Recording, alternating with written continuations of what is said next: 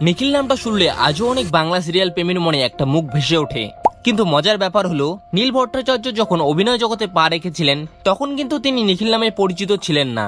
Modelling থেকে শুরু করে টেলিভিশনের পর্দায় নিজের জায়গা তৈরি করা, এরপর কৃষ্ণকলির নিখিল হয়ে দর্শকদের ঘরে ঘরে পৌঁছে যাওয়া। কিন্তু নীল ভট্টাচার্যের এই জনপ্রিয়তার পেছনের গল্পটা আসলে কেমন, আজ সেই গল্পটাই জানবো। শুরু থেকে নিখিল হয়ে ওঠার পুরো যাত্রা। নীল ভট্টাচার্যের জন্ম 8ই জুন 1990 সালে। অভিনয়ে আসার আগে তিনি মডেলিং এর সঙ্গে যুক্ত ছিলেন।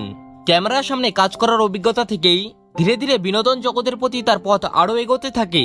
তবে মডেলিং থেকে সরাসরি এমন একটা জনপ্রিয়তা পাওয়া সহজ ছিল না। টেলিভিশনে কাজ করতে করতে তাকে নিজের অভিনয় দিয়ে দর্শকদের কাছে পরিচিত হতে হয়েছে। আর তারপর তার ক্যারিয়ারে আসে এমন একটি ধারাবাহিক যা তাকে একেবারে অন্য উচ্চতায় নিয়ে যায়।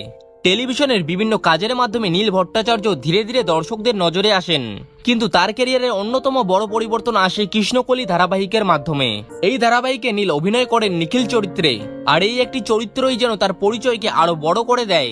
তবে এখানেই আসল গল্প শুরু।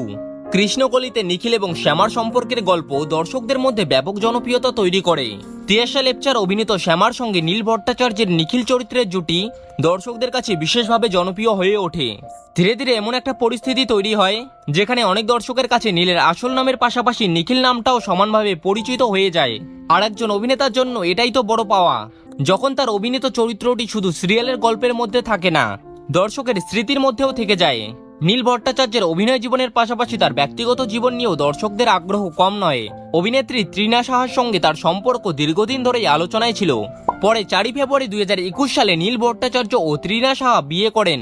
বাংলা টেলিভিশনের এই পরিচিত জুটির বাস্তব জীবনের সম্পর্ক তাদের ভক্তদের কাছে আলাদা আগ্রহের বিষয় হয়ে ওঠে।